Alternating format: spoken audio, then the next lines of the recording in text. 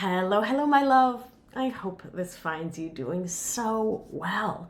Welcome back to Feminist Wellness and this series about why we struggle to allow others to have their feelings unencumbered by our feelings and thoughts and experience of their feelings.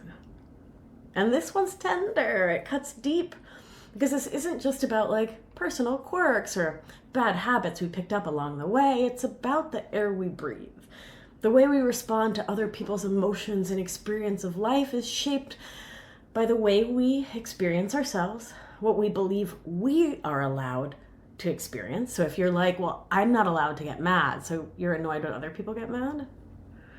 It's all shaped by the systems we live under, the roles we've been trained to play in society, in our culture, in our family of origin, and of course the survival patterns our bodies, our brilliant and amazing nervous systems have learned over time. If you've ever thought, I just don't have the energy for their feelings right now, or why can't they just get over it, or whatever, I experience the same thing and I'm not upset, this episode is for you, with no judges, no shame, just naming what is so we can make decisions about whether we want to keep living these ways or not, right? That's all we're ever doing around here. Today, we're exploring two powerful interconnected forces that shape how we react to others' emotions. And if this is your first time listening to Feminist Wellness, welcome! This isn't the best place to start. This is episode 317. I would go back, and it's 5 episodes, to where we start talking about feeling our feelings and emotions, and listen through till you get here. Okay?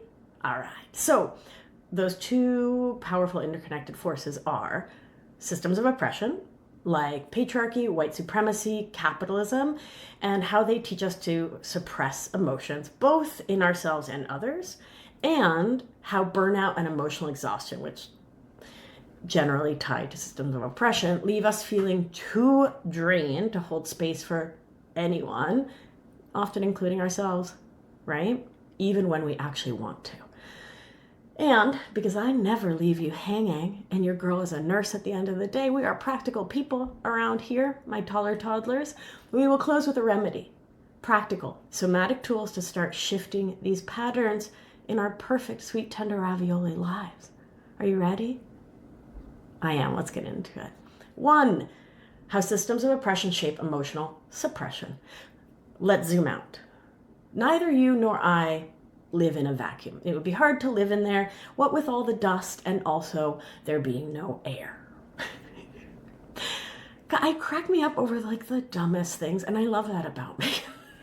I really do. The way we relate to emotions, ours and others, isn't just personal.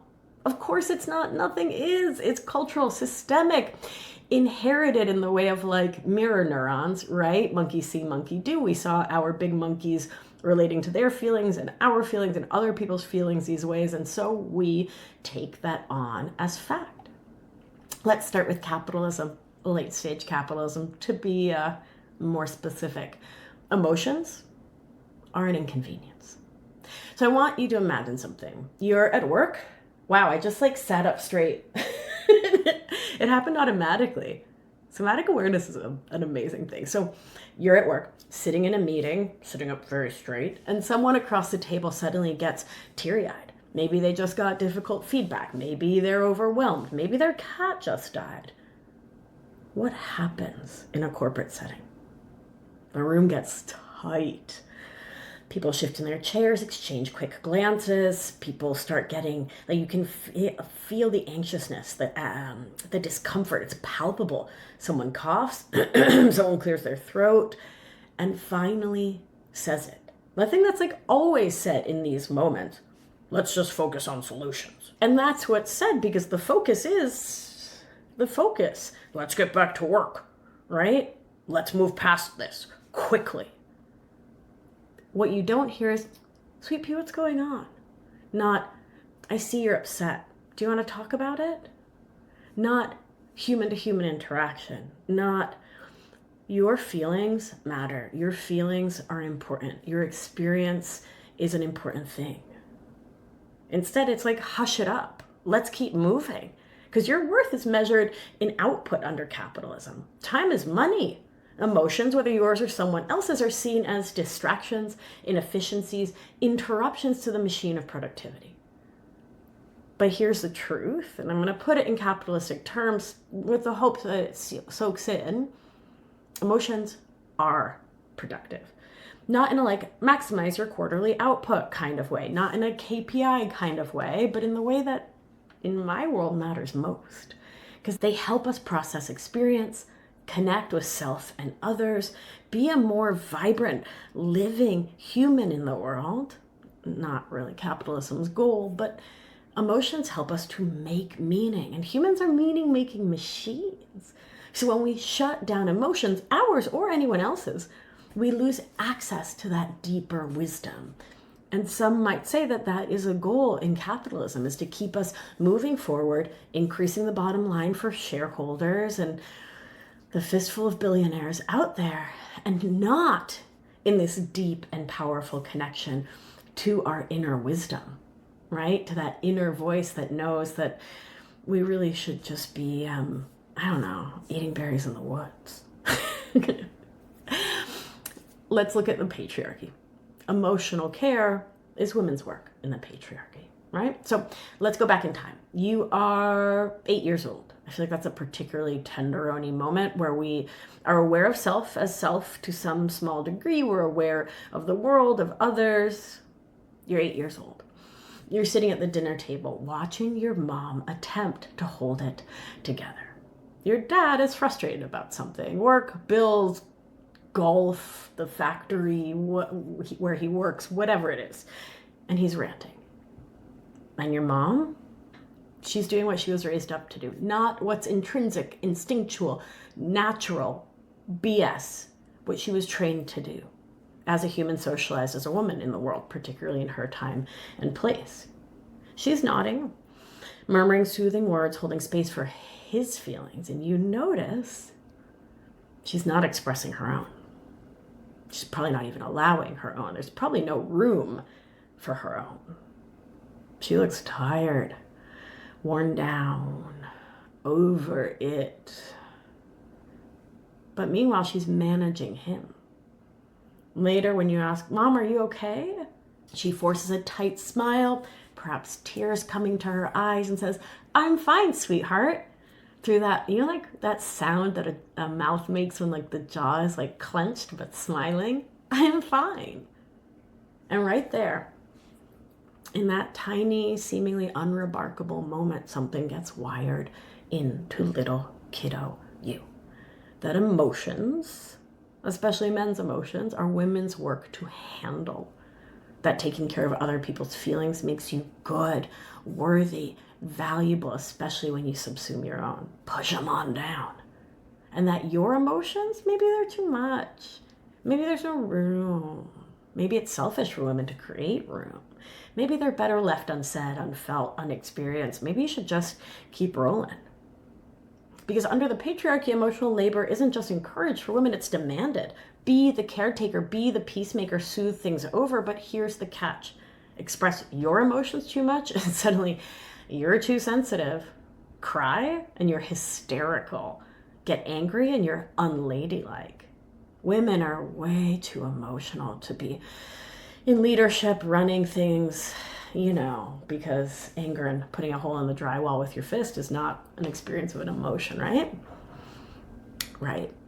It's an impossible double bind. You've learned that emotions make you weak, unlovable, a problem, and so you might habitually shut them down in others too.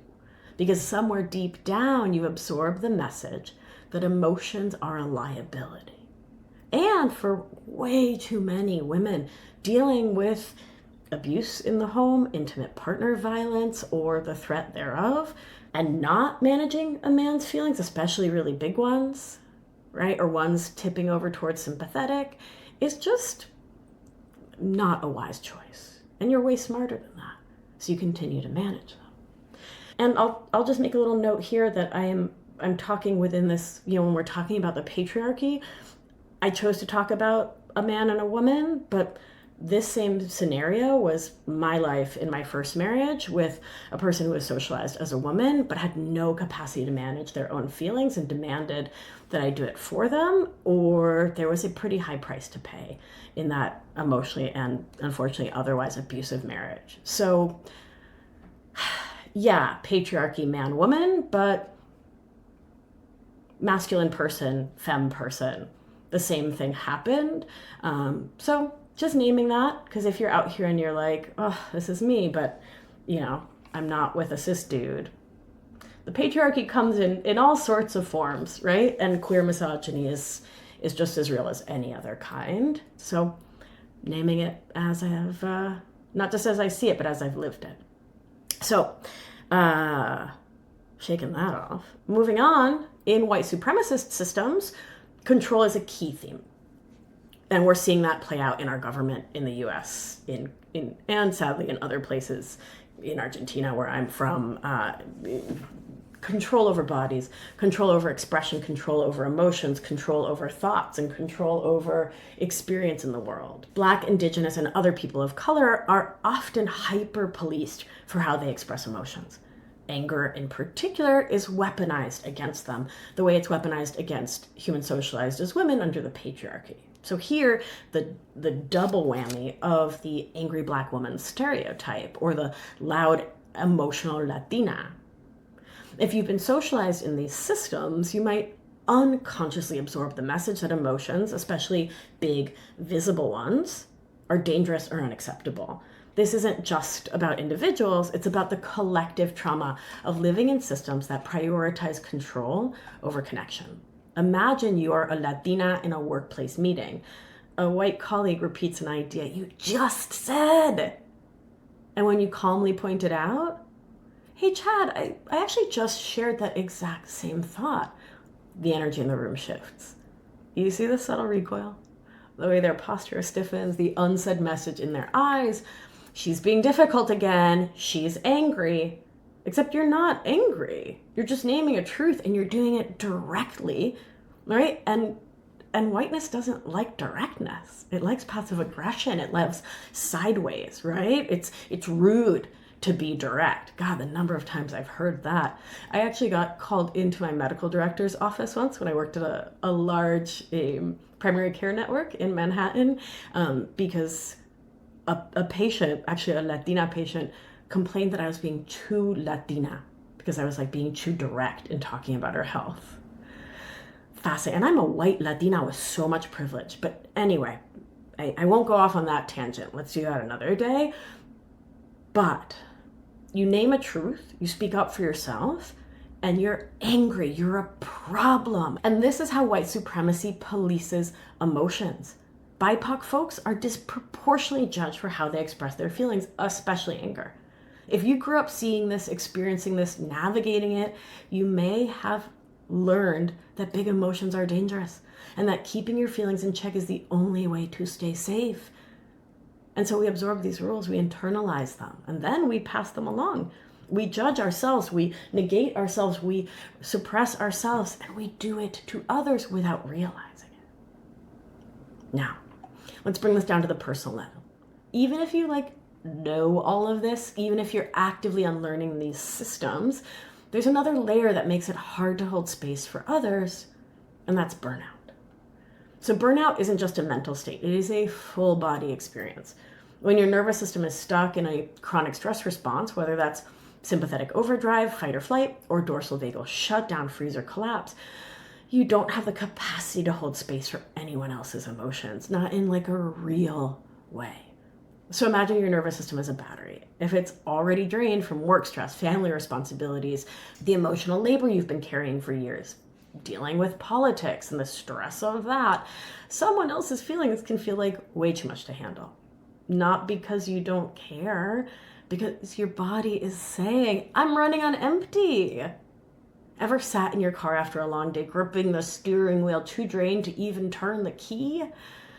Or stared at your phone as a friend's name lit up on the screen, knowing you should answer and a part of you wants to answer, but feeling like if you have to listen to one more person's feelings, you'll just scream. My baby, that's not you being cold or selfish or a problem. That's your nervous system saying, I can't take any more stimuli right now. Like it's full, right? When I think of capacity, right, it's like a swimming pool, and it fills up when there's too much stimuli, and nothing else can get in without something flooding over. For folks with emotional outsourcing habits, our codependent, perfectionist, and people-pleasing habits, burnout often comes from years, often decades, of putting others' needs before our own.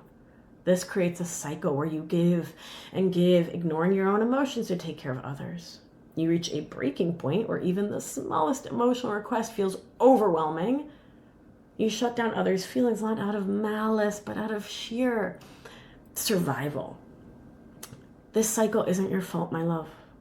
It's a natural result of a system that teaches us to prioritize others over ourselves without ever teaching us how to refill our own cups. Let's look at an example. So Janice was a client of mine. She's a nurse and a mom who came to Anchored feeling completely drained. I just can't handle one more person's emotions, she told me.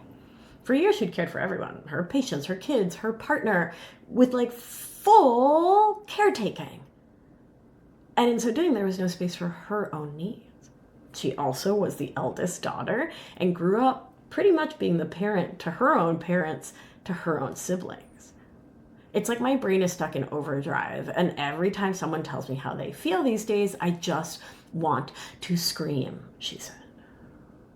Acknowledging where she was coming from, normalizing that so many people feel this way, I started to work with Janice using somatic practices so she could begin to work with her physical body to release the tension she'd held for years, while thought work offered her new ways to think about herself, her body, her mind, her capacity. And she learned how to set boundaries that honored that capacity, and slowly the exhaustion began to lift. Not by necessarily even doing different things in life, but by relating to them differently through the stories she was telling about them and the way she was experiencing life through her body and her soma. So, let's talk about remedies. My beauty, we live in a world that benefits from our exhaustion. I do not share these remedies as a way to bolster us to take on more BS. Absolutely not. I share these remedies always, every time, every week for the last, 317 weeks, which is kind of bananas to pause and think about. But anyway, I share these remedies not so we can be more resilient to suffer more within systems, but so that we can have more space, more capacity for joy, for interdependence, to show up for the people, communities, places, movements that really matter to us. Capitalism tells us that emotions slow us down, that we should push through and stay productive. Patriarchy tells women and femmes that our value is in how well we soothe others, not in expressing our own needs. White supremacy polices emotional expression for all of us, and particularly forces BIPOC to suppress their natural emotional responses just to stay emotionally, physically, financially safe. These systems don't want us to reclaim our nervous systems. They don't want us to build capacity, because when we do, we become harder to control. We become ungovernable. We stop abandoning ourselves to keep the machine running. So when we talk about unlearning these patterns, we're not just talking about feeling less stressed. We're talking about interrupting these cycles that systems have forced on us. Reclaiming your right to feel, to set boundaries, to stop emotionally over-functioning is an act of defiance. It's time to come back home to yourself, and thus to your interdependent communities. And here's how we start. 1, anchor yourself in the present moment. Before responding to someone else's emotions, take a moment to ground yourself, to orient your nervous system to come home. And if you don't know how to orient your nervous system, no shame, no blame.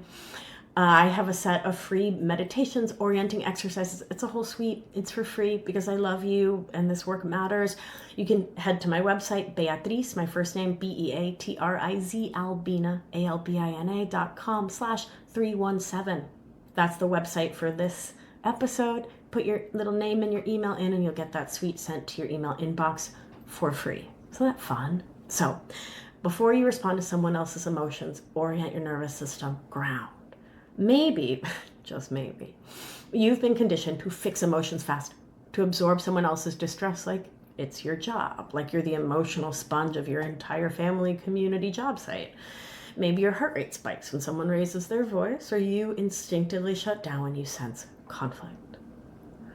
This is normal. This makes sense, given where you came from. Nothing's wrong with you. Nothing's broken. You're fine. You don't need to be fixed. And being able to stay grounded in yourself when life gets lifey can only benefit you. So I'll invite you to pause, to take a breath in, long, slow out. Feel your feet on the ground. This is what we do in the Embodied Learning Lab in the Somatic Studio every day. We orient, we find our feet, we find the ground. Press your feet gently into the floor before you say anything. Notice the sensation of the floor, the ground, the earth coming up to meet you. Solid, steady, real. As you do that, and I want you to do this when you're not in a stressful moment, do it once a day, twice a day, every day. Feel the ground. I am here. I am supported. It is safe in this moment to be here. When systems have trained us to prioritize others over ourselves, we have to rebuild the muscle of self-presence. It is vital. You get to take up space here, and it is imperative that you do. 2, we check in with capacity. So if your default mode, if your habit, if your survival skill is to jump into emotional caretaking, I want you to ask yourself something pretty radical. Do I actually have the capacity to hold space right now? Not, should I? Not, will they be mad if I don't? Not, but they need me. No. Do I have it to give? Do I have it to give? And if I don't, is this a situation where I want to get to there, right? So like, is this a person who matters deeply to me, that I'm interdependent with, that I care about so much? Or is this some dude at work coming to my desk and saying, oh, you're a mom, right? I bet you're really good with feelings, and then just dumping his feelings all over me day after day, right? So we're going to come to different answers in different situations, right? So if this is your best friend who you love and you're like, I don't have the energy to give, but I love her so much, I want to get to there. That's one thing. We're going to put that aside. We're coming back to that in an episode soon. Make sure you're subscribed to the show, you're following the show. But if it's like, no, I don't have the energy to listen to dude right now. This is not a reciprocal, loving relationship. This is dude dumping on me. That's okay. You don't have to listen. You don't have to give your time and energy there. Who says you has to do that? Right? There's no, like, you're not going to get a medal for suffering the most listening to someone and draining yourself, right? But you can still respond with kindness, and I recommend kindness pretty much all the time, because why not, right? And you can respond with kindness without overextending yourself. So try saying, I care about what you're feeling, and I don't have the bandwidth to be fully present right now. Can we talk about this later? Or, I hear ya, and I want to give this the attention it deserves. I need some time first. Can we come back to it? Or, Chad, I'm really glad that you feel like you can trust me, and I really need to focus on my work while I'm at work. I hope you can find a friend to talk to. Now, I can already hear you bristling. And I want to tell you that setting these kinds of limits and saying no in gentle, loving, kind ways isn't selfish in some bad way, right? It's a radical act of valuing yourself, of self-trust, of honoring your own capacity. It's one that dismantles the lie that you must abandon yourself to be worthy. So actually, maybe it is a little selfish. And what if that's okay though? What if learning to be a little selfish is a vital stop on the way to being able to regulate your nervous system enough to show up for the people you love when you want to, because you're not absorbing so much BS in other places? Just like, maybe that's not a problem. Maybe, in fact, it's amazing and laudable and a wonderful goal to have for ourselves. 3, regulate your nervous system. Sometimes other people's emotions can activate our own unresolved survival responses. That because science, right? Maybe when someone raises their voice, your stomach tightens and your breath gets shallow. Maybe your chest constricts when someone cries because your brain still registers tears as a danger signal from childhood. Instead of forcing yourself to override your body's response, try soothing your nervous system in real time. Focus on your exhale. Inhale for 4, exhale for 6 to 8. You've heard me say it 1,000 times. Longer exhales activate your parasympathetic nervous system, which signals to your body, there are no lions here. You are not under threat. Place a hand on your chest. The warmth and pressure of your own touch can send a signal of safety to your nervous system, especially if you've coded it as such. And we all learned about Pavlov in like high school psychology, Psych 101 in college, right? Ring the bell, dog salivates. If you practice hand on my chest, is a signal of safety. And you just do that like when you're brushing your teeth or before you turn the car on or like before you swipe onto the subway. It will become that in pretty short time. You could also hum or sigh deeply, which stimulates the vagus nerve and can help shift your body out of fight or flight. It's not going to do it on its own, like a little It can be soothing, but like we got to do a couple 2-3 things, depending on how activated we are. And it's vital to say that your job is not to override your nervous system. And that's not the goal of these exercises. It's to listen to it, honor what it needs, and slowly teach it that you are safe to feel. It's okay to feel. It's a safe thing. You can do that and you won't die. And I know it feels like you might. I get that. I've experienced that, but you won't.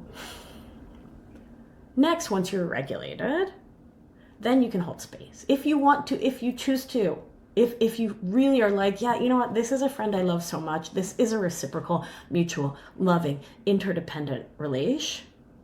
You can hold that space without collapsing into fixing mode. So most of us were either raised to either shut emotions down. You're fine. It's not that bad. All of us get lonely. Or immediately try to solve them.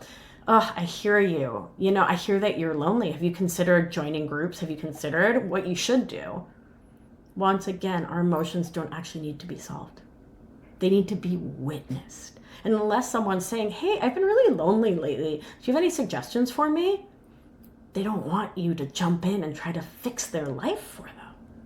So instead, try responding with things like, oh, Bear, that sounds so hard. I'm here with you. Gosh, it makes sense you'd feel this way. I would feel that way too in that kind of a situation. Oof, thank you for sharing this with me. I hear you that it's not easy. And so what we're not doing is saying, I know how you feel. We're not saying what you should do is. We're not saying, well, I feel.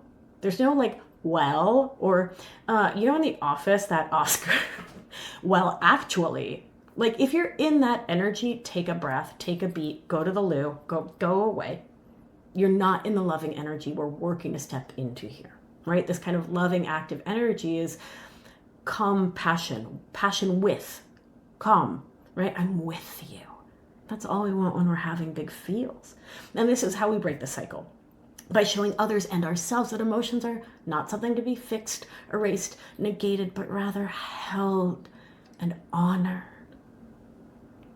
And finally, emotional capacity isn't endless. It needs to be restored and replenished. After holding space for someone, check in with yourself. What do you need? Maybe you need silence. Just a minute, 5 minutes, 5 hours, I don't know. Maybe you need movement, stretching, shaking, going for a walk, loosening the tension of your body that you may be held during that interaction. Maybe journaling, a space to process your own feelings that came up. Or maybe you need to talk to someone else about how you felt while they were sharing how they felt. Or maybe just some time with your breath, right? A deep sigh to signal completion to your nervous system. Ask yourself, what do I need right now to feel grounded? And then honor that answer, no matter how small. Because remember, kitten steps. So, finally, my loves, this work is not easy. It takes courage to reclaim your right to feel, to stop defaulting to fixing, managing, absorbing, to recognize that you are not responsible for carrying everyone else's emotional burdens at the expense of your own well-being. Because here's the truth. You deserve to have capacity. You deserve to have space for your own emotions. And when you reclaim that, you don't just heal yourself, you disrupt the entire system. Next time, we'll talk about how to reclaim emotional space for yourself and others with even more practical tools to support that process. Until then, be gentle with yourself. You're doing brave, beautiful work. And consider sharing this episode, this podcast, with the people you love. I work so hard to bring you thoughtful, evidence-based, smarty pants, science and psychology-based feminist frameworks for thinking about our psychology, our codependent, perfectionist, and people-pleasing habits, and the way we move through the world. This podcast is a labor of love, and my goal is that it gets in as many ears as humanly possible. So please make sure you're subscribed and following the show. Please leave a rating and a 5-star review. Please share it with the people you love, share it on social, and tag me at my whole name, Beatriz Victoria Albina. It's a lot of names. It's a lot of vowels, but here we are, NP. All right, my beauty, go have a beautiful day. Take gentle care of you. But first, let's do what we do. Gentle hand on your heart should you feel so moved. And remember, you are safe. You are held. You are loved. And when one of us heals, we help heal the world. Be well, my beauty. Mwah. Take care. I'll talk to you soon. Ciao.